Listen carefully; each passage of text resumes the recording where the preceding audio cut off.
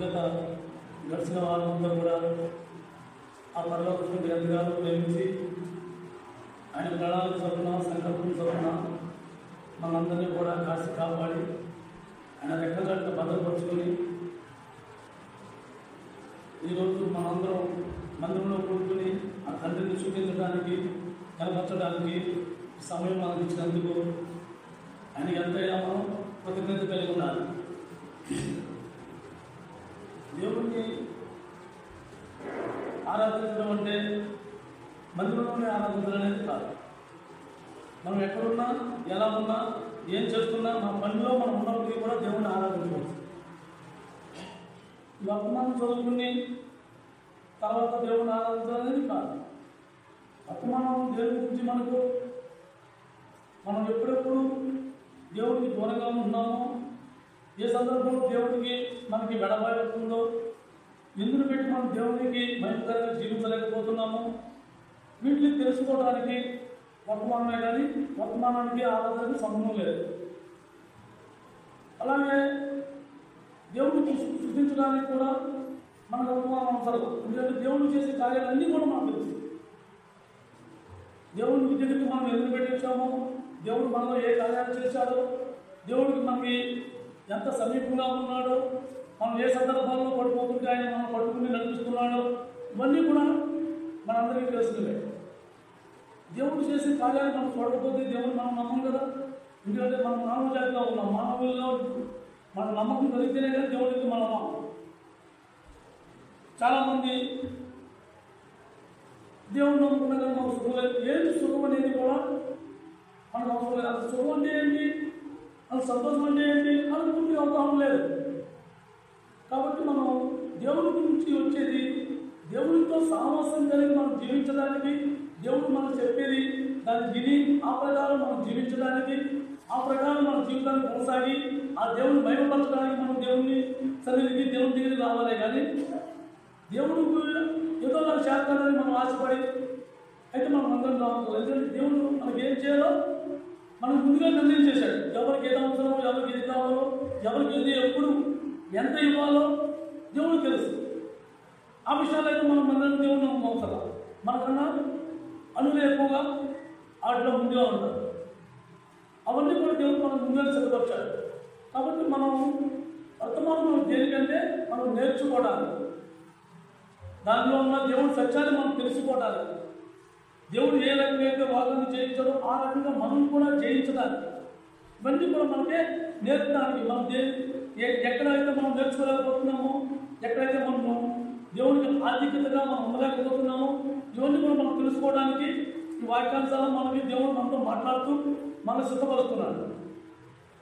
అంతేగాని మనం ఏమి ఈ వాక్యం లేకపోతే మనం ఏ విషయంలో కూడా మనం సిద్ధపడలేదు. ఏ విషయంలో కూడా దేవుని మనం గడపరచలేదు. ఏ విషయంలో కూడా దేవుడిని మనం వెంబడించలేదు. అందుకు మనకు వర్తమానం చాలా అవసరం. కాబట్టి వర్తమానం చదువుకుని దేవుడిని ఆరాధించడానికి కాదు.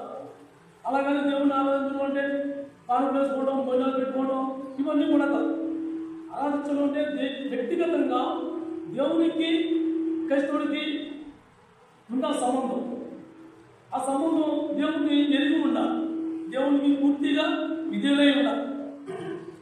ప్రతి విషయంలో దేవునికి విధేయత చూపుతున్నామా, లేక నా సొంత నిర్ణయాలతో నేను నడుపుతున్నానా, దేవుని పట్ల నేను ఆసక్తిలో వస్తున్నానా, లేకపోతే నేను జనాన్ని మెప్పించడానికి, పాత్రగాన్ని నమ్మించడానికి వస్తున్నానా, అలాగే కొన్ని ప్రశ్నలు మనకు మనమే వేసుకోవాలి. ఎందుకంటే ఎవరిని ఎవరు తీర్పుని మనకు అర్థట్లేదు. ఎవరికి వాళ్ళు మనమే దాన్ని ప్రశ్నించుకోవాలి. మన అంతరాత్మతో మనమే మనం మాట్లాడుకోవాలి.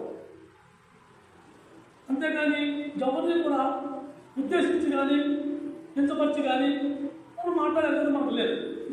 యేసుక్రీస్తు ప్రభువు అలాగా చేయాలి, ఎవరికి తీర్పు తీర్చాలి. కాబట్టి మనం ఎప్పుడు కూడా దేవుడిని సమీపంగా సన్నిహితంగా దేవుడితో మన జీవితం కొనసాగడమే దేవునికి ఆరాధన.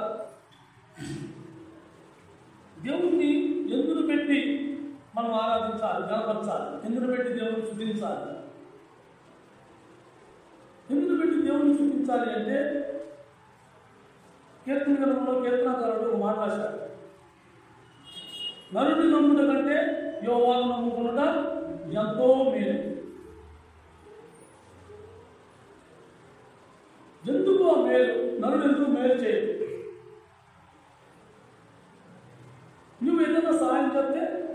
సహాయం వదులు తీరుతాడు. అది కూడా అతనికి కృతజ్ఞత కలిగి ఉంటే, లేకపోతే అది కూడా ఉండదు. కానీ దేవుడు అలా కాదు. దేవుడికి మనం ఎన్ని పర్యాయములు వ్యతిరేకంగా మనం జీవించినా దేవుడైతే మనల్ని ఎప్పుడు కూడా మనం పంచరాలి. మనం ఎప్పుడెప్పుడు పాపాలు పడిపోతుంటే అప్పుడప్పుడల్లా ఆయన మనం చేపెట్టుకుని పైకి లాగుతున్నాడు దేవుడు. మానవుడి స్వభావం ఎలా ఉంటుందంటే తను గణపరచుకోవడానికో, తన స్వార్థాన్ని వాడుకోవడానికో, తన మెప్పు కోసమో సాటి వ్యక్తిని వాడుకుంటే ప్రయత్నిస్తూ ఉంటాడు. అలాగే మనం ఎప్పుడైతే ఒక సాటి మనిషిని నమ్మామో మనం పాపంలో పడిపోతాకి చాలా అవకాశం ఉంటుంది. అదే దేవుడు అయితే మనం ఎప్పుడు పాపంలో పడిపోతున్నామో అప్పుడు పడిపోకుండా మనకి ఆయన మాట ద్వారా, ఆయన వాక్కు ద్వారా, లేకపోతే ఆయన చెప్పిన తలంపులు మనకు గుర్తు చేస్తూ ఇటువంటి సందర్భాలు మనం పడిపోకుండా మనం మెలుగు కలిగి ఉండడానికి మనకు ఎంతైనా అవసరం ఉంది. కాబట్టి మనం ఎప్పుడు కూడా మనిషిని ఆశ్రయించాలంటే యోహాను కూడా ఎంతో మేలు. 118వ కీర్తన పేజీ నెంబర్ 514.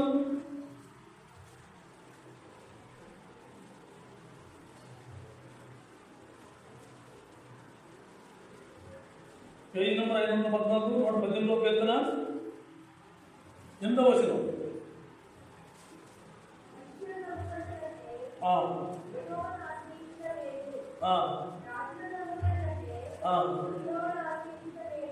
చాలు. దేవుడిని ఎందుకు పెట్టి మనం ఆశ్రయించాలి? మనగా పాపం నుంచి మనం విడిపించుకోలేదు. అదే ఆ దేవుడిని నమ్ముకుని ప్రభా నేను పాపనే ఉన్నాను, నన్ను ఈ పాపం నుంచి విడిపించాలన్నప్పుడు ఆయన విడిపిస్తానికి సిద్ధంగా ఉన్నాను. అలాగే దేన్నైతే మనం విడిచిపెట్టుకోలేమో దాన్ని దేవుడు విడిపించడానికి సిద్ధంగా ఉన్నాడు. దేన్నైతే మనం వదులుకోలేమో దాని నుంచి మనం వదులుతూ మనం ముందుకు కొనసాగిస్తా దేవుడు సిద్ధంగా ఉన్నాడు. అనేక పర్యాలను మనం పడిపోయినప్పుడు, మన బుద్ధిహీనత జీవించినప్పుడు, దేవుడు తెలియకుండా మన ఇష్టాంతరంగా మనం మాట్లాడినప్పుడు, దేవుడు వాక్యం ద్వారా మనకు బుద్ధి చెప్పాడు, దేవుడు వాక్యం ద్వారా మనతో మాట్లాడాడు, దేవుడు మనకు ఆశ్రయించాడు. అలాగే మానవుడు అయితే ఏం చేస్తాడు, మనిషి అయితే ఏం చేస్తాడు, తన సొంతానికి ఒక వ్యక్తిని, ఒక సాటి వ్యక్తిని వాడుకోవడానికి, తన సొంతానికి తన లాభకారంగా ఉండేదానికి మాత్రమే ఉపయోగించుకుంటూ ఉంటాడు. కానీ ఒక వ్యక్తి తనగా ముందుకు కొనసాగినప్పుడు కూడా ఆ సాటి వ్యక్తి మనస్తత్వం ఎలా ఉంటుందంటే అసూయ, స్వార్థం, అలాంటి బలహీనతలు పెట్టి ఏం చేస్తుంటారంటే ఏ వ్యక్తి ఏ బలహీనతలు ఉన్నాయో ఆ బలహీనతలు కొడుతూ వాళ్ళని వెనక్కి లాగుతూ ఉంటాడు. ఇది మానవుని స్వభావం. దేవుడి స్వభావం ఏంటి? మనం అగాధంలో ఉన్నప్పటికీ కూడా దేవుడు చేపట్టుకుని రాబిడ్డనే ఉన్నదా, నేను రక్షిస్తాను, సిద్ధంగా ఉన్నాను అని దేవుడిని లాగుతూ ఉంటాడు. మనం ఎన్నిసార్లు మనం దేవుడిని ఆశ్రయించకుండా మనసును ఆశ్రయించి మనం తప్పుదాన్ని పట్టినప్పుడల్లా కూడా మనం నష్టపోతూ ఉంటామే. కానీ మన మాత్రం దేని కూడా మనం చేయట్లేదు. ఎప్పుడెప్పుడు మనం మనిషిని ఆశ్రయిస్తామో ఆ సందర్భంలో ఆ తాతకాలిక పనికిరాని సలహాలు ఇస్తూ నువ్వు ఇది చేసి ఇది చేసి వాళ్ళని గొప్పపరచుకోవడానికి జనక సలహాలు ఇస్తూ ఉంటారు కదండి. నెమ్మదిగా మనస్తత్వానికి మనం నెమ్మదించే సన్నివేశం కానీ సలహా కానీ మనం తీర్చిదిద్దడం కానీ ఆ మనిషికి సాధన. అదే దేవుడికి అయితే అన్నీ తెలుసు. ఎందుకు? ఈ మనిషి అనే యంత్రాన్ని సృష్టించిన దేవుడు ఆ మనిషికి ఏది అవసరమో, ఏం చేయాలో, ఎలా చేయాలో సమస్తం ఆయన చేతులకు తెలుసు.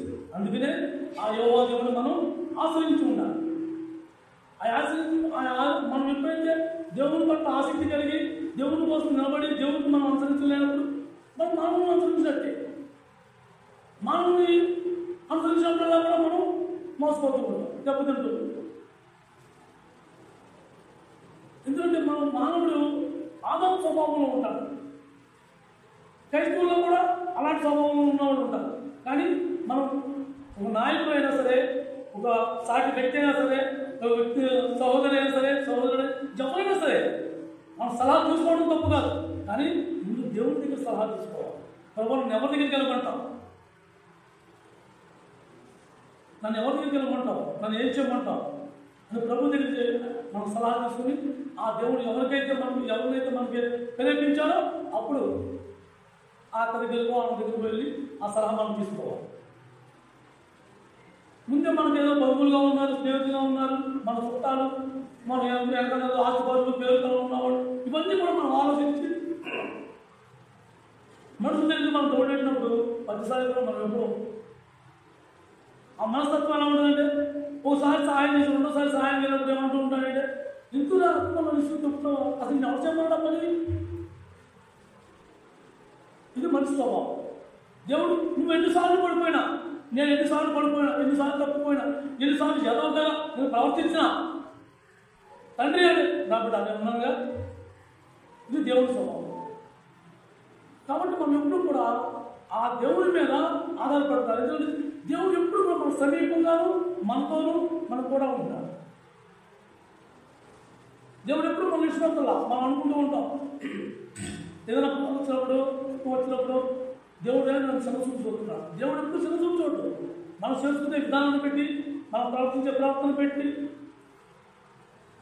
మనకు ఏదైనా బాధ వచ్చినా, దుఃఖం వచ్చినా, అనారోగ్యం వచ్చినా, ఈ పట్టిన చెత్తంతా పట్టిలో ఉన్నట్టు దేవుడు మేమే. కానీ అది వచ్చి ఎందుకు మనం చేసుకునే క్రియలు పెట్టి, మన ఆలోచన విధానం అడుగులు పెట్టి, ఇవన్నీ కూడా మనం సంభవిస్తూ ఉంటాయి. కానీ మనం పట్టిన అడగలుగుతున్నాం, దేవుడి మీద ఆడుతున్నాం. అందుకని మనం ఎప్పుడు కూడా ఆ దేవుడిని ఆశ్రయించడం ఎంతో మేలు. మన జీవితానికి ఒక మార్గాన్ని చూపించాడు. మనం ఎలా జీవించాలో తెలియపరిచాడు. మనం ఎలా జీవిస్తే ఆ తండ్రితో సమావేశం కలుగుతామో మనతో చెప్తున్నాడు. అలాగే మనం ఎక్కడెక్కడ ఏ సందర్భంలో మనం తప్పిపోయి గుర్తు చేస్తున్నాడు. ఇవన్నీ కూడా ఆ దేవుడిని మాత్రమే అవన్నీ చేయగలరు. మనం చేసుకోలేని, మనం విడిచిపెట్టుకోలేని, మనం వదులుకోలేని ఎన్నో సందర్భాల్లో దేవుడు మనం నటించి విడిపించి మనం రక్షించిన దేవుడు. అందుని బట్టి దేవుడిని మనం ఆధారపడాలి. మనకి అంతా కూడా ఒక వ్యర్థాన్ని తయారు చేసిన వ్యక్తి మనం ఆ మెషిన్ ఎందుకు పట్టుకెళ్తాం? సమస్తం దాంట్లో ఉన్న మెటీరియల్ అన్నీ కూడా ఆ వ్యక్తికి తెలుసు. అలాగే మన మానవ జీవితంలో మనం ఎప్పుడు పడిపోయినా, ఎక్కడ పడిపోయినా, ఎక్కడ తప్పిపోయినా ఆ ప్రభువే తెలుసు.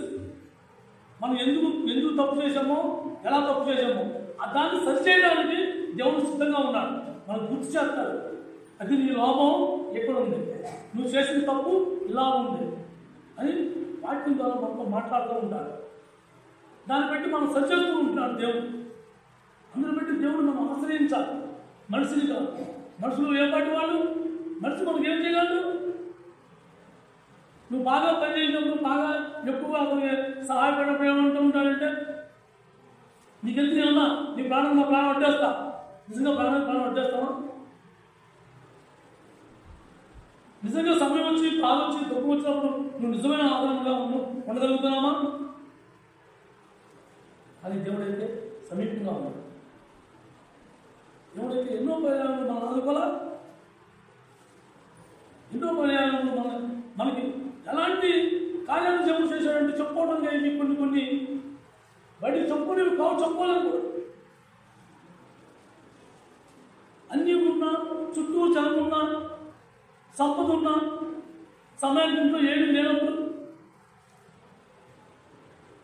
చుట్టూ నా వాళ్ళు ఉన్నారని ఆశించినప్పుడు వాళ్ళు ఎవరు నీకు అక్కడగా రాదు.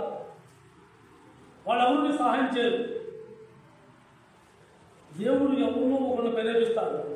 ఆయన పిల్లలు వాళ్ళ ద్వారా నీ సహాయం అందుతుంది. ఎందుకు? నువ్వు నిజంగా దేవుడి మీద ఆధారపడి.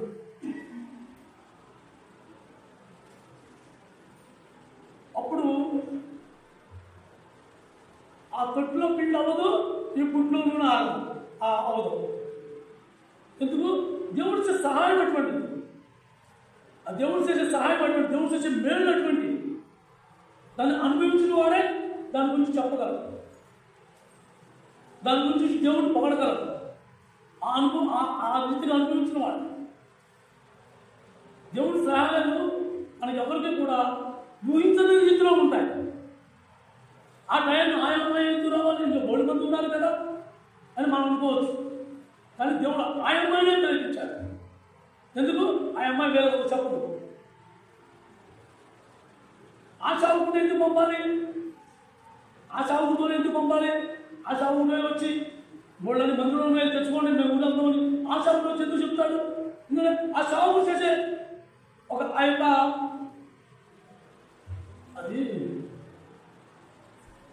యొక్క సేవకుడు చేసే యొక్క పరిచర్యని అని దేవుడు ఇచ్చిన పరిచర్యని దేవుడికి ఎవరికైతే ప్రేరేపించుకున్నాడో వారికే ప్రేరేపిస్తాడు.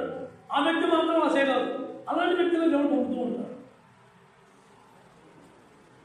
కొంతమంది చూడండి, ఏదైనా మనం కొంచెం చేస్తే రే అయ్యా నాకపోతే సార్ బతుకు నాశనం అయిపోండిరా అదేనాడో పోగలదు. ఇది మానవుడు సలహా. నిజంగా జీవితం కైతో జీవితం సలహా వాడు చేసి వాడు మర్చిపోతాడు. అందుకనే మనం దేవుడిని ఆశ్రయిస్తే దేవుడు చేసే కార్యాలు అవి ఎప్పటికీ కూడా మన అంతరంగంలో ప్రతిసారి గుర్తు వస్తూ ఉంటాయి.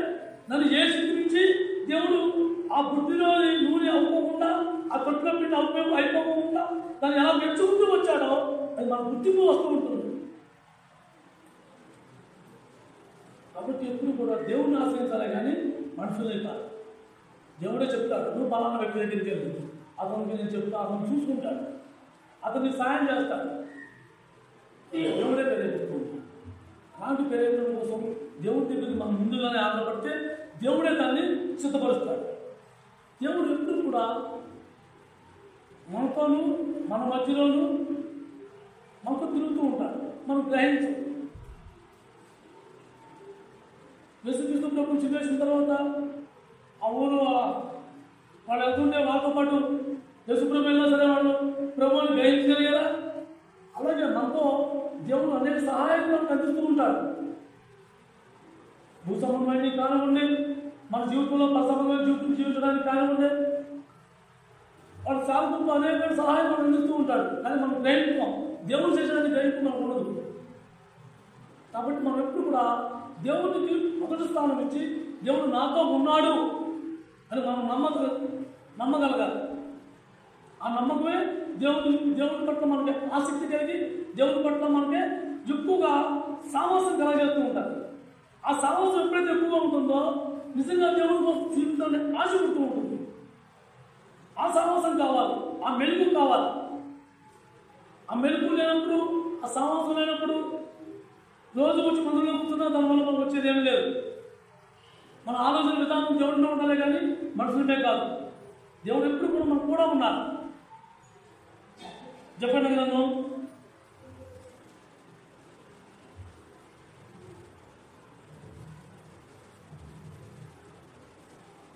774 జెఫన్యా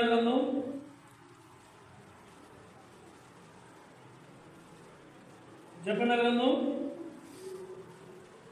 774 3వ అధ్యాయం 17వ వచనం.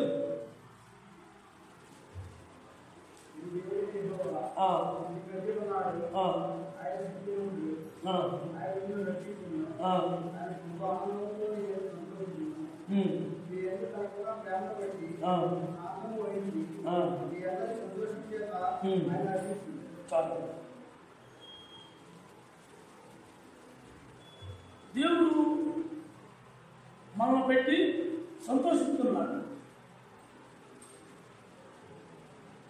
సంతోషానికి జాలికి చాలా తేడా ఉంది. జాలి పడటం వేరు, సంతోషించడం వేరు. ఒక తండ్రికి 10 మంది పిల్లలు ఉన్నప్పుడు ఒక అనారోగ్యంతోనూ, ఒక కుంటువాడి కింద, ఒక మోగవాడి కింద అలా కొంతమంది ఉండి వాళ్ళందరూ కూడా మాట్లాడలేనప్పుడు, అవతలకి సమాధానం చెప్పలేనప్పుడు ఈ తండ్రికి ఒకటి అర్థమవుతుంది కాబట్టి తండ్రి సైకి వల్ల చెప్తాడు. ఎందుకు? అరే నా కొడుకు బాధపడుతున్నాడు, ఇది జాలి. అలాగే వృద్ధి వ్యక్తి దాటలేనప్పుడు ఆ వ్యక్తిని చేపట్టుకుని దాటిస్తాడు, ఇది జాలి. అదే మనుషులను చూసి ఆ బిడ్డలే కదా వాళ్ళు అలాగే బాధపడుతున్నారు కదా, వాళ్ళని చూసి తండ్రి ఎలా సంతోషించగలడు? సంతోషిస్తాడా? నా కొడుకు ఎంత బాగా పుంజుకున్నాడు అని ఆనందపడతాడా? దేవుని కృప వల్ల నా కొడుకు భలే మగవాడేయడానికి సంతోషిస్తాడా? మరి మనం దేవుడిని చూసి మనల్ని సంతోషిస్తున్నాడు అంటే మన స్థాయి ఎలా ఉండాలి? దేవునికి ఆనందం పుట్టించి సంతోషం పెట్టే స్థితిలో మనం ఉండాలి. దేవుడిని సంతోష పెట్టే స్థితిలో మనం ఉండాలి. అలా ఉండాలంటే మనకు మనంగా మనం చేసుకోలేం, మనంగా మనం జీవించలేం. మనం దానికి దేవుడి మీద ఆధారపడాలి, దేవుడిని ఆశ్రయించాలి. మనంగా దేవుడిని ఏది కూడా మనం దేవుడికి భయంకరంగా మనం జీవించలేదు, మనం చేయలేం. ఆ విషయంలో కూడా మనం దేవుడి మీద ఆధారపడాలి. దేవుడు సంతోషపడుతున్నాడు అంటే మన మధ్య ఉన్నాడు, మనం చూసి సంతోషపడుతున్నాడు అంటే మనం ఎవరైతే దేవుని కోసం నష్టాలైనా సరే ఎంచుకుని కష్టాలైనా బలాయిస్తూ దేవుని కోసం మనం నిలబడతామో, దేవుని కోసం మనం ఎదురు చూస్తూ ఉంటామో, వాళ్ళని చూసి దేవుడు సంతోషిస్తూ ఉంటున్నాడు. వాళ్ళ కైలో చెప్పిన వాళ్ళు అనేక మంది ఉన్నారు. వాళ్ళందరినీ చూసి సంతోషిస్తున్నాడా? సంతోషించడు. ఎందుకు? దేవునికి ఎవరైతే ఆత్మీయ జీవితం జీవించడానికి ఇష్టపడతారో, దేవుని కోసమే జీవించాలనుకుంటారో, దేవుని కోసం దేవుని మహిమపరచడానికి తను ఖర్చు పెట్టుకోవడానికి ఇష్టపడతా ఉంటారో, వాళ్ళని చూసి దేవుడు సంతోషిస్తారు. అంతేగాని ఆత్మీయ అనారోగ్యంలో ఉండి, ఆత్మీయ కుంటుతనంలో ఉండి, నేను దేవుడు నమ్ముకున్నాను, నేను దేవుడిని ఆరాధిస్తున్నాను అంటే దేవుడిని దాన్ని హర్షించడు. దేవుడికి అది మైండ్ కాదు. దేవుడు మైండ్ కాదు ఉండేది ఏంటి? మన జీవితం. యేసుక్రీస్తు ప్రభు 33 సంవత్సరాలలో 30 సంవత్సరాల జీవితాన్ని తన తల్లి దగ్గర గడిపాడు. తన తల్లి దగ్గర గడిపినప్పుడు ఏ విషయంలో కూడా తల్లిని కించపరచలా, ఏ విషయంలో కూడా తల్లిని ఎదురు చెప్పలా, తల్లిని బాధ పెట్టలా. ప్రతి విషయంలోనూ తల్లిని లోబడ్డాడు.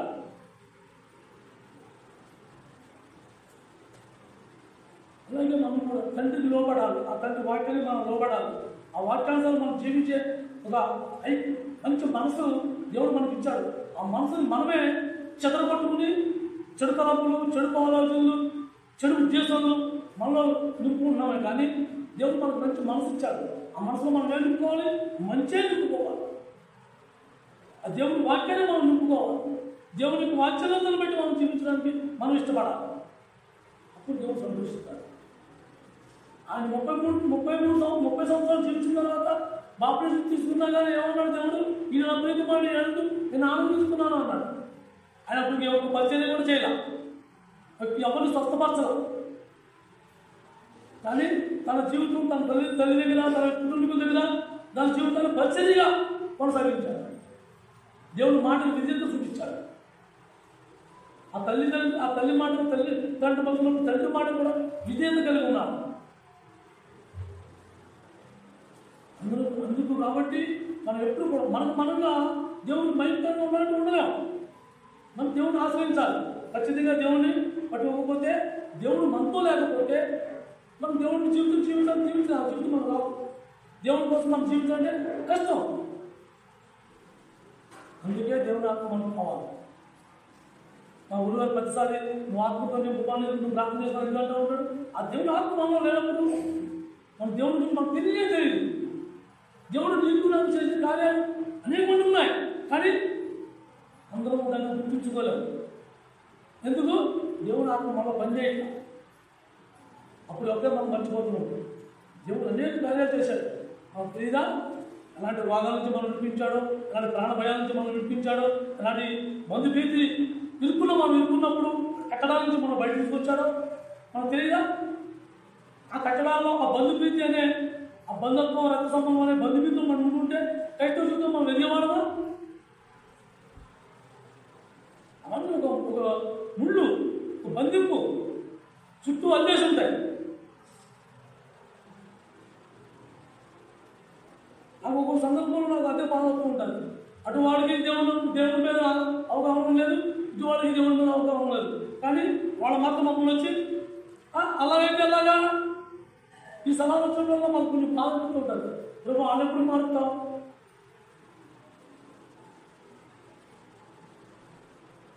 అప్పుడు దేవుడు మన మధ్య ఉన్నాడు, దేవుడు మన మనం చూసి సంతోషిస్తున్నాడు అంటే ఆ సంతోషం కలిగిన జీవితం మనం జీవించినప్పుడే ఆయన సంతోషిస్తాడు. మనం అనుకున్నట్టుగా కాదు. ఆ జీవితం కష్టం. దేవుడి కోసం జీవించే జీవితం కష్టం అయినప్పుడు ఆ కష్టాన్ని యేసుప్రభు ఎంచుకున్నాడు. ఆయనతో పాటు మనలో ఉండేవాళ్ళమా? ఆయన శ్రమ పడవలసిన అవసరం లేదు. అసలు ఈ భూమి మీద రావాల్సిన అవసరం కూడా ఆయనకి లేదు. కానీ మనందరం కూడా నగర పదవులే ఒక ఆయనకి కలిగిన ఆశ, కనికరం, ప్రేమ. ఆ ప్రేమ వల్ల కనికరం పుట్టి ఆ కనికరం వల్ల దయ కలిగి వాళ్ళందరూ కూడా పాపం జీవించడానికి అతను వచ్చారు. ఈ భూమి మీద శపించబడి ఈ భూమి మీద ఆయన ఎంత వేదనగా జీవించాడు అంటే రోజు తండ్రి దగ్గరికి భోజాడుతూ జీవించాడు.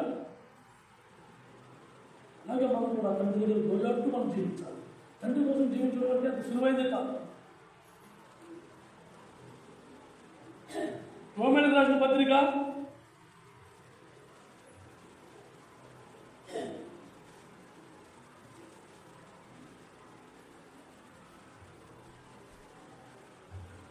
పేజీ నెంబర్ 136, రోమీయులకు రాసిన పత్రిక 5వ అధ్యాయం.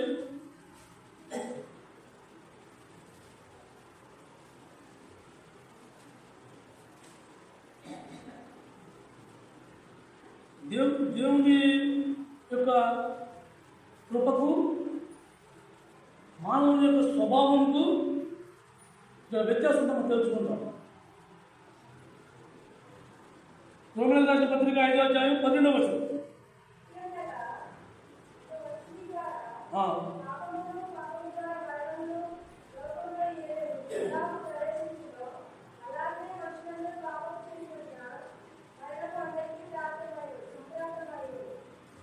ఇప్పుడు మన అందరికీ మనం చాలామంది మనం ఏమనుకుంటామంటే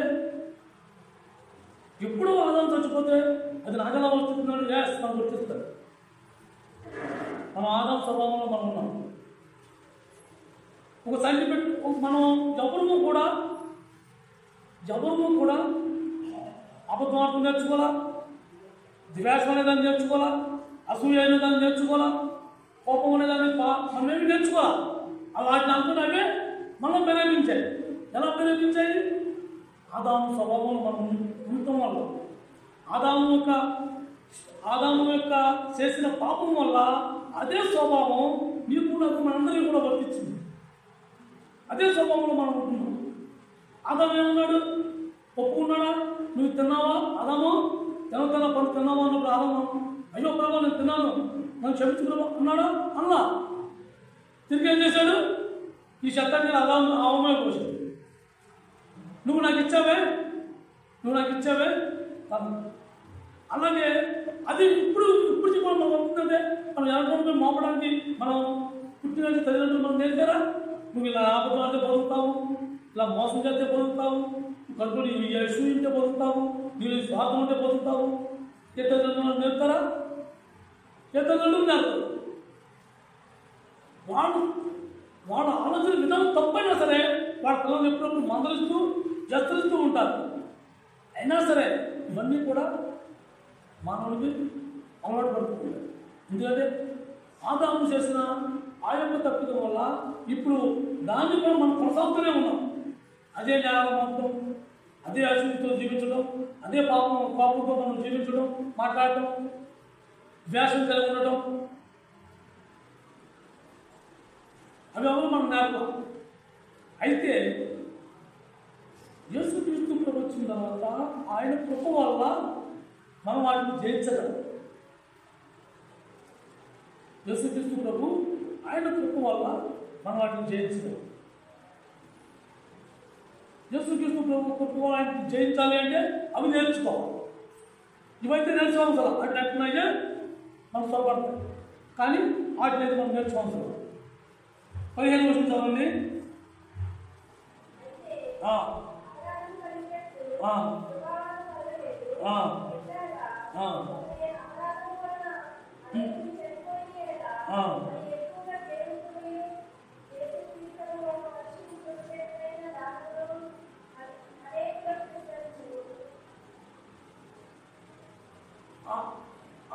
ఆదాము పాపపు స్వభావం సరిపడినంత సులువుగా కృప రాదు.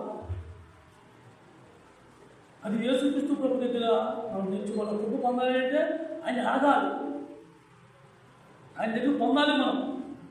అది అంత సులువుగా ఈ పాపం ప్రేరేపించినంత సులువుగా ప్రేరేపించదు. కృప అయితే ఫ్రీగానే ఉంది, కానీ దాన్ని పొందే విధానం మనం నేర్చుకోవాలి. దాన్ని పొందాలి అంటే ఇది కష్టం. ఒక వ్యక్తి దగ్గర మనకు అవసరమైన వస్తువు ఉంది, ఆ వ్యక్తి అందుకు మన కుటుంబం తెలియదు. తెలియనప్పుడు ఎలాగైనా నాకు అది కావాలో ఇవ్వండి అని ఇస్తాడా? మన ఆ వ్యక్తి దగ్గర మనం పొందాలని ఉండాలి. అతనితో కొంతకాలం మనం జీవించాలి, సమాసం చేయాలి, అతనితో ఏకేమభావం కలిగి మనం నడుచుకోవాలి. పూర్తిగా అతను మనం నమ్మకమై ఉండాలి.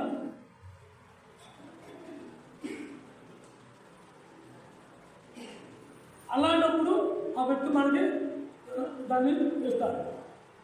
అలాగే మనం కూడా మనం స్వార్థంగా కృపడుతున్నామా, లేకపోతే నిజమైన క్రైస్తవ జీవితం జీవించడానికి ఆ దేవుని దగ్గర కృప పొందుతున్నామా అనే ఒక అంచనాతో ప్రభు ఉంటాడు. ఆ ఆలోచనలో ప్రభు ఏం చేస్తూ ఉంటాడు, మనకే కొన్ని పరిస్థితి కట్టుకుంటాడు. ఆ పరిస్థితి వచ్చినప్పుడు ప్రభావం కృపని మనం అడుగుతున్నామా, జీనంగా వెళ్ళి మనం చేరి ఆయన కృపను పొందితే ఆ కృపను పొంది మనం ఈ పాప స్వభావం నుంచి ఆయన స్వరూపంలోకి మారడానికి ఆ కృప మనకు ఉపయోగపడుతుంది. మన పాప స్వభావాన్ని విడిచిపెట్టుకుంటే మనం విడిచిపెట్టుకుంటాం. ఆ కృప మనకి ఉంటేనే కానీ, ఆ కృప ద్వారానే కానీ, లేకపోతే మనం దేన్ని కూడా జయించలేము, దేన్ని కూడా మనం విడిచిపెట్టుకోలేము. కాబట్టి మనం ఎప్పుడు కూడా దేవుడికి విధేయత, దేవుడి పట్ల ఆసక్తి, దేవుడితో సమాసం, దేవుడితో సంభాషణ, ఇవన్నీ కూడా మనకు చాలా అవసరం. మనం ప్రార్థించేటప్పుడు మనకు మనగా భూసంబంధమైన పత్తిని అడుగుతూ ఉంటామే కానీ మౌనంగా కూర్చుని ప్రభు నేను చెప్పడం చెప్పు, నువ్వు చెప్పే వరకు నేను చేయను, నువ్వు చెప్పే వరకు నేను వెళ్ళను, నువ్వు చెప్పే వరకు నేను కథ రాసిన నుంచి అని ఒక్కసారిగా మనం ప్రార్థించగలుగుతున్నాము. నాకు సమాధానం కావాలి, ఆ సమాధానం నాకు ఈ ప్రభా నువ్వు వస్తేనే నేను వెళ్ళను. అలాగే మన ప్రభుని కూడా ఈ ప్రభుని ఎత్తే నేను ఎక్కడికే ప్రభా నన్ను వెళ్ళేం చెప్పమంటావు, నా చేతకాటలా, నాకు సాక్ష్యం కాదు, నీ కృప ఉంటేనే నేను దీన్ని జయించగలను, నీ కృపలైతే నా వల్ల కాదు అన్న కృప. అనేక సార్లు చెప్పినప్పుడు నా పడవ కదా సముద్రంలో కాలంతో పడవకు ఉంది, భయంగా కొండ ఉంది, కొండ దాటాలంటే కొండ పోత చేతగా లేదు, కానీ పడవ దగ్గరికి వెళ్ళాలి. ఇప్పుడు ఏం జరుగుతుంది, అన్నిటి మనం పెంచుతాడు దేవుడు. అలాగే మన ఆత్మీయ జీవితాల్లో కొన్ని మన అనుమతిస్తాడు, అవి అలాగే ఉంటాయి, కానీ వాటిని తప్పుకునే కృప దేవుడు మనకి ఇస్తాడు. ఇది దేవుడి దగ్గర ఉండే ఆశీర్వాదం. మానవుని దగ్గర ఉండే స్వభావం ఇది లాక్కుందామా, ఇది దొంగిలిద్దామా, లేకపోతే ఇది నేరం పోదామా, ఇది లాక్కుందామా, ఇది మానవుని స్వభావం. ఆ స్వభావం ఏంటో మనం నేర్చుకున్నామా, ఎవరికి ఏ తల్లిదండ్రులు నేర్పుతాయి, వాటికి వయ్యే మొదలైంది, పట్టుతోనే ఓటు మొదలైంది. కానీ ఇది మాత్రం ఇంత అవసరం, ఇది నేర్చుకోవాలి, ఇది దేవుడిని అడుక్కోవాలి, అడిగి పొందాలి. మనలో ప్రవర్తన యథార్థత కలిగి ఉండాలి. మన ప్రవర్తన ఎప్పుడైతే ప్రభుకి నమ్మకం అయిందో ఆ నమ్మకాన్ని పెట్టి ఆ కృప మనం పొందగలలే, కానీ లేకపోతే మనకి ఉచితంగా ఊరికే ఆయన పాడేస్తే కలదు. అది చాలా విలువైంది, దేవుడు ఇచ్చే ప్రతిదీ కూడా చాలా విలువైంది. మన గ్రహింపు లేక ఉంటే వ్యర్థంగా మామూలుగా జ్ఞాపకం ఉగ్రమా నీ గొప్ప నింపే, నీ ఆత్మతో నింపే, నీ గొప్పని నీ ఆత్మతో నింపే ఇస్తారా? నిజంగా మనం దాని కోసం పాపడాడుతున్నామా? అది గమనించాలి దేవుడు. నిజంగా నా బిడ్డ అడుగుతున్నా లేదా, నీకు నాకు నిజమేంటో యథార్థత ఏంటో మనకు తెలియదు. నువ్వు ఎలా ఉన్నావు నాకు తెలియదు, నేను ఎలా ఉన్నావు నీకు తెలియదు, కానీ మన అందరి అంతరాంగములు ఎరిగిన దేవుడు, ఆయన సమస్తము తెలుసు. యథార్థతగా అడుగుతున్నావా, పెద్దవాళ్ళతో ఏదో భాషగా చెప్పారు కదా మాట వచ్చి అడుగుతున్నావా అన్న ఒక ఆలోచన దేవుడు ఎప్పుడు ప్రణాళిక చేసుకుంటాడు. కాబట్టి మన మనస్తత్వం ఎప్పుడు కూడా అనుకుని ఉండాలి, దేవుడి మీదే ఆధారపడి ఉండాలి. మళ్ళీ దేవుడి మీద దగ్గరికి రావాలి, ఆ దేవుడి మీద పొందాలి. ఇవన్నీ కూడా దేవుడి ఇచ్చే వరాలు.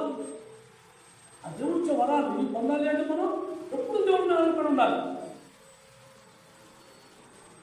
తిరుగు పొరుగు వాళ్ళ మీద, బంధువుల మీద, రక్త సంబంధువుల మీద వీళ్ళ మీద మనం ఆధారపడి మనం ఏమైనా చేయట్లేదు, మన వల్ల కాదు కూడా. దేవుడి మీద ఆధారపడితే దాన్ని దేవుడే నిరీక్ష చేస్తాడు.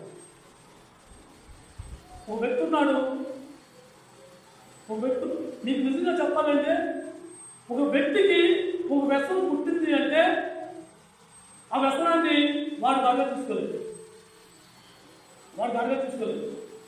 ఏ వ్యసనమైనా సరే. మానసికంగా బాధన కలగాలి, దేవుడు అనే భయంలో ఉండాలి.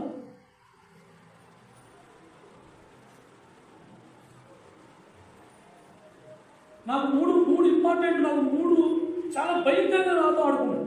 నా జీవితం సగం జీవితాన్ని ఆ మూడు కూడా చాలా భయంకరంగా ఆడుకున్నాయి. కానీ ఎవరు ఎన్ని చెప్పినా, ఎవరు ఎన్ని విధాలుగా నన్ను ప్రయత్నించినా ఎవరి వల్ల కాలం ఆ నుంచి ఆ ప్రభువే తీశాడు.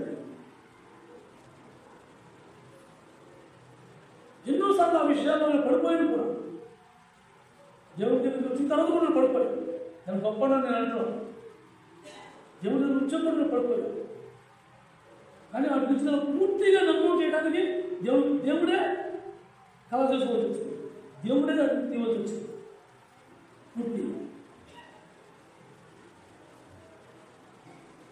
కాబట్టి మనం ఎప్పుడు కూడా దేవుడి కృప పొందాలి అంటే దేవుడికి నమ్మకం కలగాలి. ఆ నమ్మకంగా మనం జీవించేనే దేవుడికి సాక్షులుగా మనం నిలబడగలుగుతాం. అలాగే మొదటి పేతురు రాసిన పత్రిక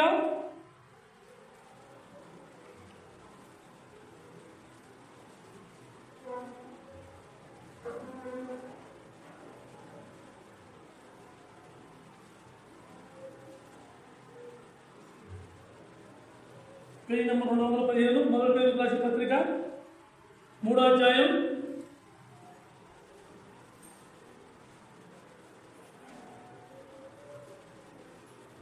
మొదటి పేతురు రాసిన పత్రిక 3వ అధ్యాయం 1 నుంచి 4 వచనాలు చదువుకుందాం.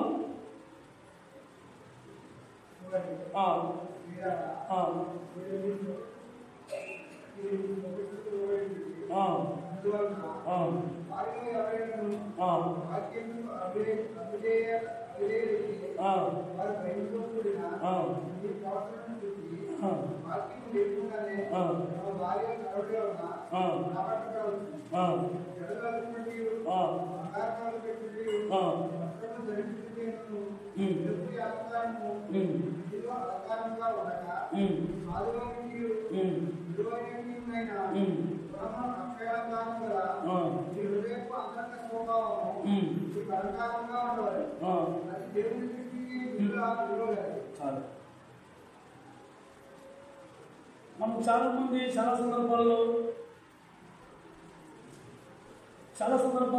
నా విషయంలో జరిగింది.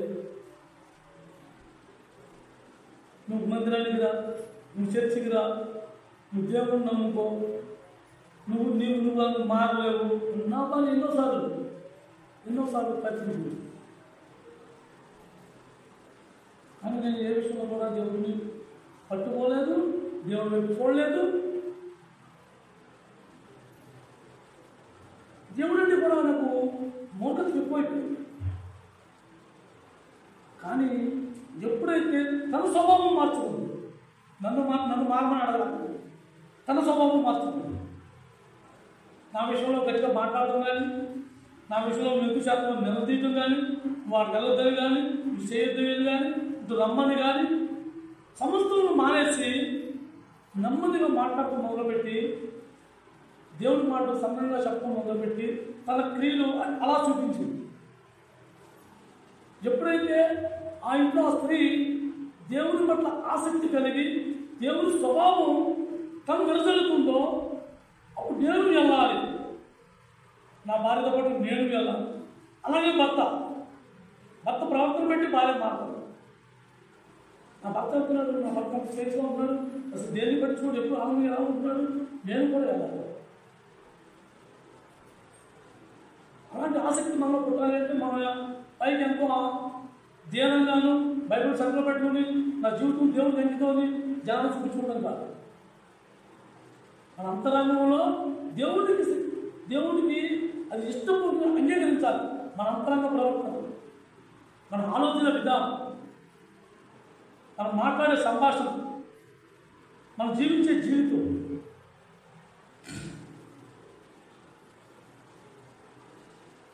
ఒక వ్యక్తి దగ్గరికి ఒక వ్యక్తి వచ్చాడు, ఒక వ్యక్తి దగ్గరికి ఎలాగంటే అక్కడికి వెళ్తే ఏదో ఒకటి మనకు సమాధానం వస్తుంది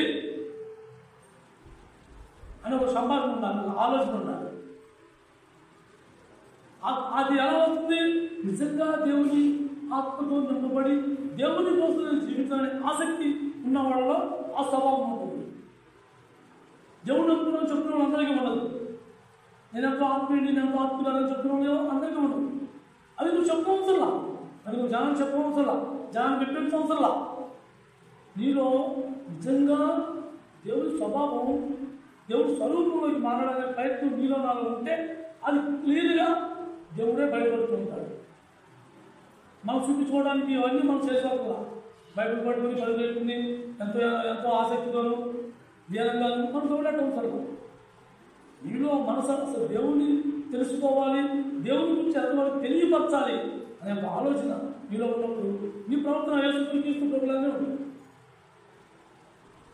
ఆ ప్రవర్తన వల్ల తెలియని వాళ్ళు తెలుసుకుని ఆ సన్నిధికి వెళ్ళాలి, ఆ దేవుడి దగ్గరికి చేరాలి. వాళ్ళు పొందే ఆనందం మనము పొందాలి.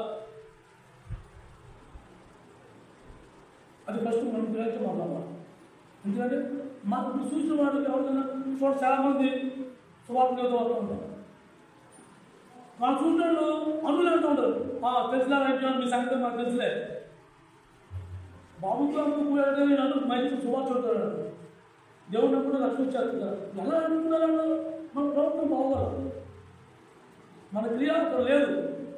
చూసేవాళ్ళకి దేవుడు నమ్ముకున్నానని నన్ను చెప్పుకున్నట్టు మాట్లాడాను, నేను దేవుడు నమ్ముకున్నాను అయిపోను. నా ప్రభు అంగీకరించాలి.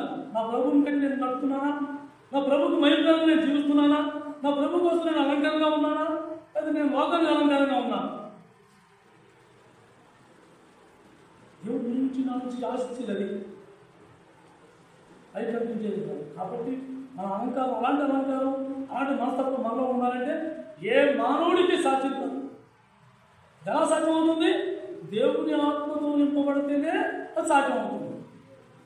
దేవుని కోసం జీవించాలంటే దేవుని ఆత్మ మనకు కావాలి.